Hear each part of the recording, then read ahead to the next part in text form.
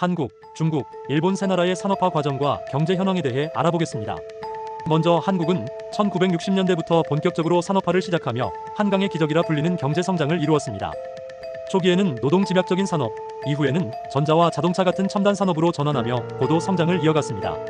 뛰어난 기술력과 숙련된 인력, 안정된 제조업 기반이 그 강점인 반면 과도한 대기업 중심 경제와 높은 청년 실업률은 약점으로 꼽힙니다. 중국은 1978년에 시작된 개혁개방 정책 이후 세계의 공장으로 자리 잡으며 초고속 성장을 이어갔습니다. 풍부한 노동력과 거대한 내수 시장은 중국의 최대 강점입니다. 반면 지나친 부동산 의존과 빈부격차, 지방 간 불균형은 경제적 약점으로 지적됩니다. 일본은 2차 대전 이후 미국의 지원과 기술 개발을 바탕으로 세계적인 경제대국이 되었습니다. 자동차와 전자산업의 글로벌 경쟁력이 강점이며 높은 기술력을 자랑합니다. 그러나 장기 경제 침체와 고령화, 낮은 출산율은 성장 한계를 초래하고 있습니다. 이처럼 세 나라는 각기 다른 산업화 과정을 거치며 고유의 강점을 발전시켜왔지만 동시에 약점도 노출되었습니다. 경제 성장을 지속하기 위해선 지속적으로 강점을 발굴해내고 약점을 보완해 나가는 전략이 필요합니다. 1980년대에 미국의 대형마트를 방문하면 고급 의류와 화장품, 전자제품 등 고가 상품 코너에는 일본산 제품이 많이 진열되어 있었고 의류와 기타 생활용품, 값싼 전자제품 등 중저가 상품 매장은 한국산이 점령했습니다. 지금은 크게 쪼그라들었지만 1970, 80년대에 미국의 대표적인 대형 할인마트였던 K마트는 코리언마트라고 불리기도 했습니다. 저가 상품이 많아 서민들이 주로 이용했고 그곳에 저렴한 메이드 인 코리아가 많았기 때문이죠. 그러나 세월이 흐르면서 2000년대 이후에는 미국 대형마트의 고품질 매장을 한국산 휴대폰, TV, 냉장고, 세탁기 등이 점령하고 중저가 생활용품 매장은 메이드 인 차이나가 점령했으며 점차 베트남, 방글라데시 등 후발국 제품 비중도 늘어나고 있습니다. 이런 변화는 동아시아 세 나라의 산업화 추세를 잘 보여줍니다. 맨 먼저 산업화에 성공하여 경제대국이 된 일본, 그 다음으로 산업화와 경제 발전을 달성한 한국, 그리고 마지막으로 광대한 노동력을 토대로 제조업 강국이 된 중국 등 세 나라가 해외 시장을 장악해 나간 과정을 반영합니다. 한중일 세 나라가 어떻게 산업화를 달성하고 경제 강국이 되었는지 살펴볼까요?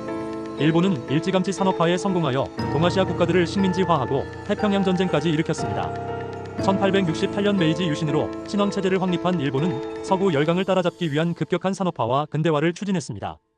이때 정부 주도로 방직, 제철, 기계, 조선 등 근대 산업이 육성되고 1980년대부터는 민간 기업이 주도하는 자본주의 경제로 전환되었습니다. 1900년경 조선은 경인선 29km가 겨우 건설되었지만 일본은 전국에 7000km의 철도망이 깔렸는데 이는 원료와 상품 수송, 시장 연결, 지역 개발을 촉진하고 군수물자를 수송하여 러일 전쟁을 승리로 이끄는 데 활용되었습니다. 이 당시 일본의 1인당 소득은 서유럽 선진국의 약 20 내지 30% 수준으로 추정되며 무역면에서는 생사, 면직물, 차와 해산물 등을 수출하고 기계류, 철강, 석탄과 석유를 수입했습니다. 1900년경 한국과 중국의 상황은 어떠했나요? 한국의 국호는 대한제국으로 거창했지만 인구의 90%가 농업에 종사하는 자급자족 경제였습니다. 1880년대 개화정책 이후 근대화 시도가 있었지만 진척되지 못했고 일본과 청나라, 러시아의 경제 침투가 시작되고 일부 외국 상인이 활동하던 시기였습니다. 당시 중국은 서태후의 만행이 청나라의 패망을 재촉하던 상황으로 면화, 쌀, 차와 밀을 주로 생산하는 농업국가였습니다. 아편전쟁에서 패배한 후 해안 도시에 열강의 조차지가 설치되고 청일전쟁에서 패배한 후에는 대만을 할양하고 일본의 영향을 받게 됩니다.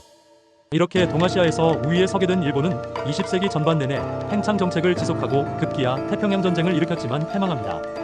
패전으로 모든 것이 파괴되었지만 냉전 시기에 미국의 지원과 한국전쟁 특수를 기반으로 제도약에 성공했습니다. 1970년대 이후로는 세계 전역으로 시장을 넓혀가면서 미국을 뒤쫓는 세계 2위의 경제대국이 되어 국가가 부유할 뿐 아니라 국민들의 소득 수준과 생활 수준이 높은 아시아의 유일한 선진국으로 군림하였습니다. 그러나 한국이 산업화에 박차를 가하면서 일본이 장악한 시장을 잠식해 들어가고 그 다음 중국이 개혁개방 정책을 펼치면서 제조업을 발전시켜 세계 시장 점유율 판도를 바꿨습니다. 세 나라의 산업화가 이루어진 시기는 일본, 한국, 중국 순입니다. 일본의 산업화 과정은 두 단계로 전개됩니다.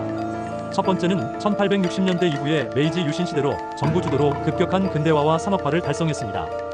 이 시기에 이토 히로부미 등 젊은 인재들을 서유럽에 파견하여 서유럽의 정치, 사법제도와 교육 시스템, 신기술을 배우도록 했으며 해외 인재들을 초빙하는 등 서구 열강을 따라잡기 위해 공업화를 추진하였습니다. 그 성과를 바탕으로 일본의 공업 기반과 기술 수준이 높아졌으며 더불어 군수산업도 발전했습니다. 산업화가 진행되면서 외국의 원료와 해외 시장을 필요로 하게 되고 유능한 젊은이들이 군사 부문으로 몰리면서 군국주의가 기승을 부립니다. 청일전쟁, 러일 전쟁에서 승리한 후 조선, 만주, 동남아 지역으로 식민 전쟁이 확대되고 급기야 미국을 상대로 태평양 전쟁을 일으킵니다. 일본의 제조업과 군수 산업 능력은 아시아에서 겨룰 자가 없었지만 미국은 달랐습니다. 경제적 잠재력과 기술력 면에서 압도적 우위에 있던 미국은 일본의 산업시설을 초토화시켰습니다. 패전 후 산업시설이 거의 다 붕괴된 일본은 자칫 근대화 이전으로 되돌아갈 뻔했지만 점령군의 개혁이 제도약의 기반을 제공하고 소련과 냉전을 시작한 미국도 일본의 부흥을 지원했습니다. 그리고 한국전쟁 기간에 연합군이 일본을 병참기지로 활용하자 공업 기반이 살아났고 수출 주도형 전략으로 두 번째로 급속한 산업화 및 고도 성장을 달성했습니다. 축적된 경제력을 토대로 1964년 아시아 최초로 올림픽 개최, 1968년에는 세계 2위의 경제대국이 되었으며 1973년 5.1 쇼크 이후에는 안정적 성장 단계로 진입합니다. 한국의 산업화는 1960년대 박정희 대통령 시대에 시작되었고 정부 주도 경제개발계획과 다양한 수출 장려 정책, 재벌 중심의 경제 성장 전략이 적중하여 단기간에 강력한 성과를 달성할 수 있었습니다. 자본과 기술이 부족했던 1960년대에는 전국의 산업단지를 중심으로 생산된 의류, 신발, 합판, 가발 등 경공업 제품의 수출이 성장을 견인했고 1970년대부터는 고속도로와 항만 등 기간산업 확충과 중화공업 집중 육성 전략이 성장을 견인했으며 월남전 참전 및 중동 건설 붐으로 벌어들인 외화가 기간산업 건설에 투자되었습니다.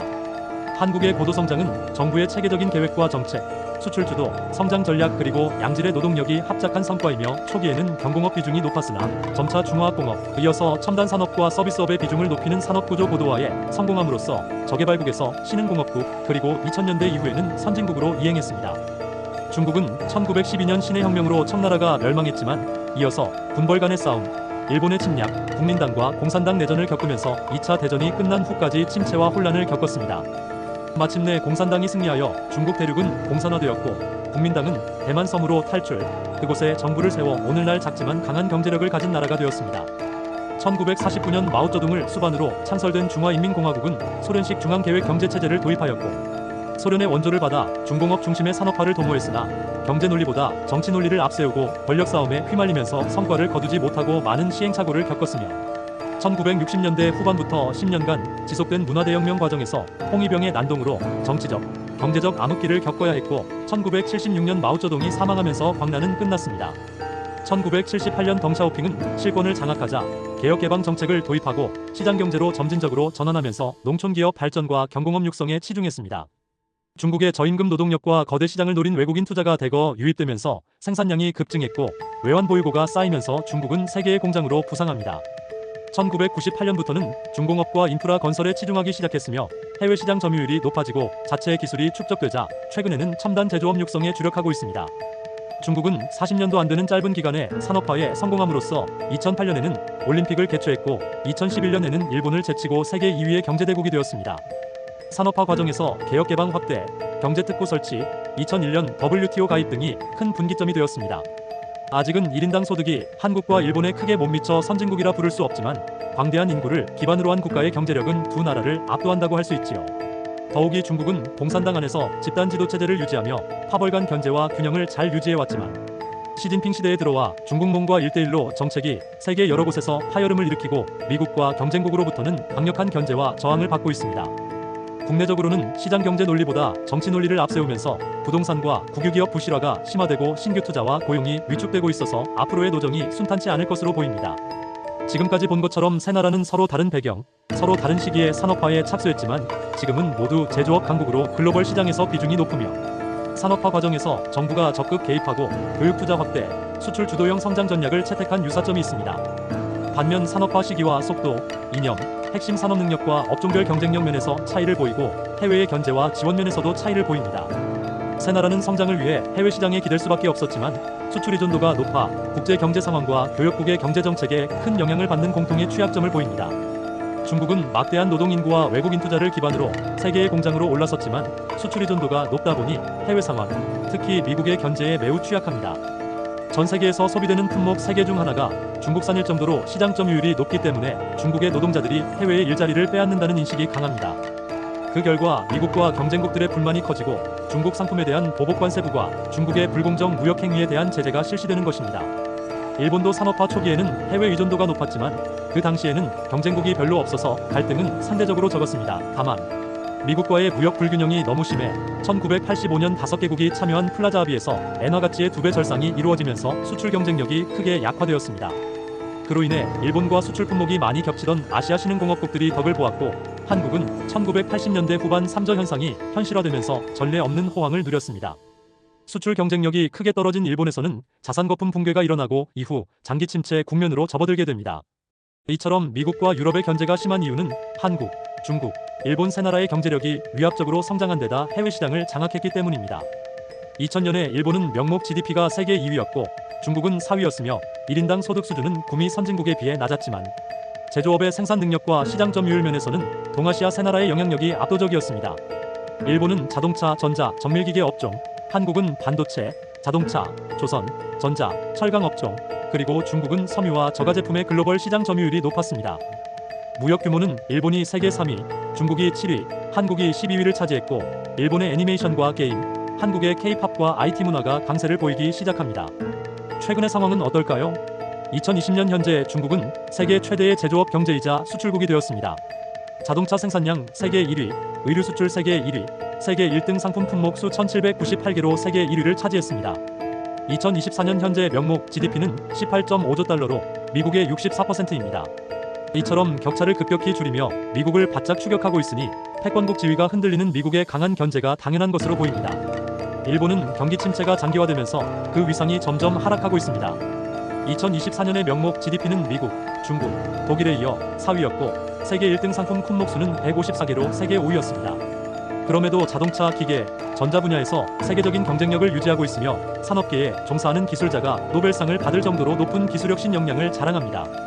한국은 반도체, 자동차, 조선 등 주요 산업에서 강력한 경쟁력을 보유하면서 기술혁신을 견인하고 있으며 세계 1등 상품 품목수는 77개로 10위를 기록했습니다. 동아시아 세 나라의 높은 성장세와 화랑세가 앞으로도 지속될까요? 세 나라는 각기 강점을 지니고 있어서 글로벌 위상은 유지할 테지만 과거의 화랑세는 지속되기 어려울 것입니다.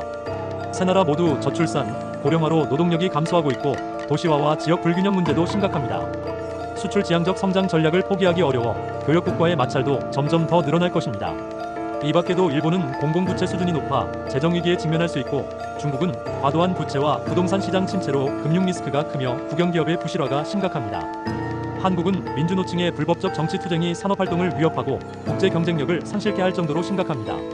한중 일 3국은 이런 문제점들을 슬기롭게 극복하고 지속적 혁신과 안정된 성장을 통해 국민들의 삶의 질을 향상시켜야 하는 과제를 안고 있습니다. 이상 한국, 중국, 일본 세 나라의 산업화 과정과 경제 현황, 국제적 위상 등을 살펴보았습니다. 시청해주셔서 감사합니다.